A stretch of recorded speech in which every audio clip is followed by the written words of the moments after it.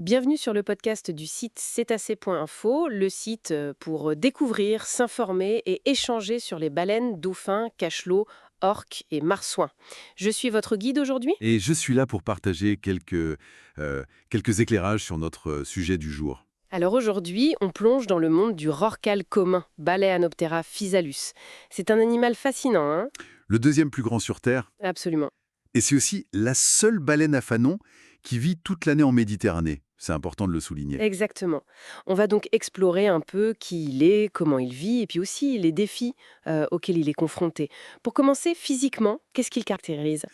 D'abord, sa taille, c'est juste énorme. En moyenne, on parle de 18 à 20 mètres de long. 18 à 20 mètres. Oui, et pour un poids de 40 à 70 tonnes. Certains spécimens, en Antarctique, peuvent même frôler les 27 mètres. Incroyable. Et son corps est très, très élancé, hydrodynamique. C'est pour ça qu'on l'appelle le lévrier des mers. Ah oui, le lévrier des mers. Mais le plus frappant, je dirais, c'est sa tête. Sa mâchoire inférieure, elle a une coloration asymétrique. Asymétrique, c'est-à-dire? Eh bien, le côté droit est blanc ou très clair, et le côté gauche est foncé, presque noir. C'est vraiment unique chez les cétacés, cette particularité. C'est très curieux ça. On sait pourquoi ces différences, une sorte d'adaptation pour chasser peut-être? C'est une bonne question. Il y a des théories, oui, notamment sur des stratégies pour surprendre les proies en tournant d'un certain côté, mais rien de totalement prouvé. C'est encore un peu mystérieux. D'accord. Et cette asymétrie, on la retrouve aussi sur ses fanons. Vous avez ces grandes lames qu'il a dans la bouche pour filtrer l'eau. Oui, les fanons. Il en a des centaines de chaque côté. Elles peuvent faire plus de 70 centimètres de long. C'est en kératine, comme nos ongles. Mhm. Et là aussi, le premier tiers des fanons, mais seulement du côté droit, est de couleur jaune crème. Les autres sont plutôt grisâtres, striés. Et il n'y faut pas oublier ces sillons sous la gorge, les sillons gulaires. Ah oui, ces grands plis. C'est ça. Entre 50 et 100 plis qui lui permettent d'ouvrir une gueule immense quand il mange. Justement, ce surnom de lévrier des mers, ça veut dire qu'il est rapide? Ah oui, et comment? C'est le plus rapide des grands cétacés.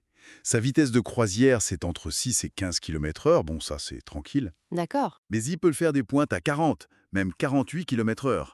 Souvent pour chasser ou s'il se sent menacé. Sa forme l'aide beaucoup, évidemment. Impressionnant.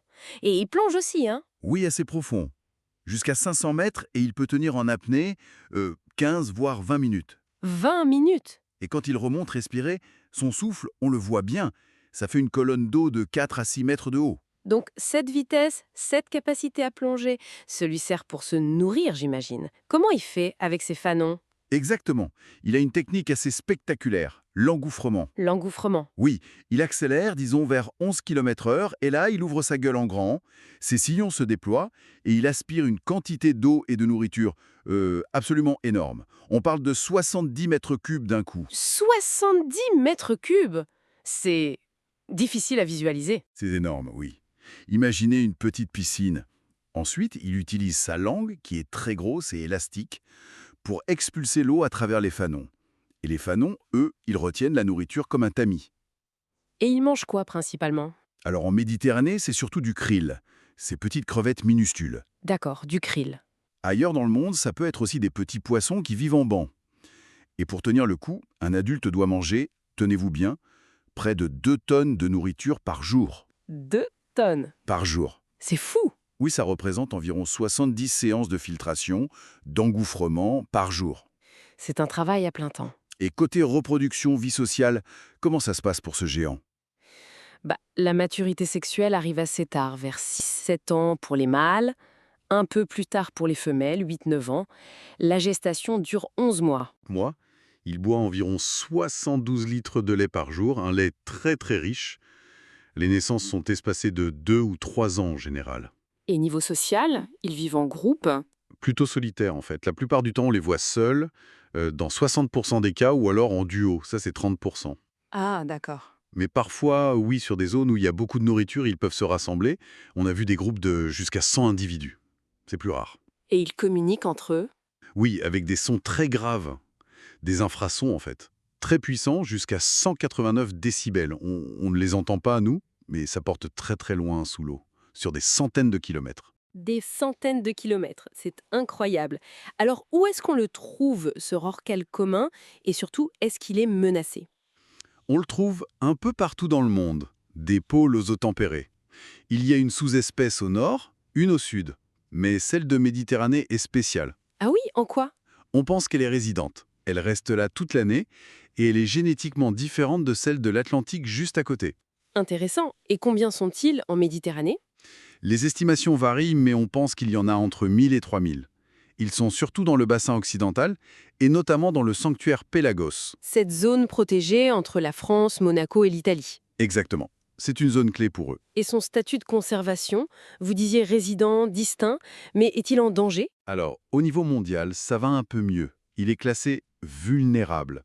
Mais en Méditerranée, la situation est beaucoup plus critique. Là, il est en danger. En danger. Pourquoi? Quelle est la menace principale? La menace numéro 1, et de loin, ce sont les collisions avec les navires.